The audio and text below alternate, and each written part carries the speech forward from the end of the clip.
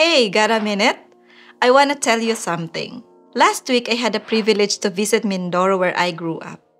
I was so happy. I can still remember clearly in my mind the things that we did as a family. In the river, I can still remember that we were playing the bubbles from our laundry soap. I can still see in my mind our smiles, our laughter. Those were the times that we are complete family. Though my parents got separated, those experiences and memories help us to reconcile and forgive each other.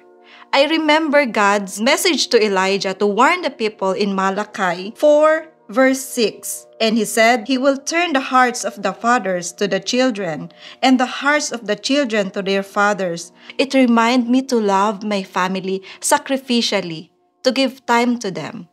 Thank you for your time. God bless.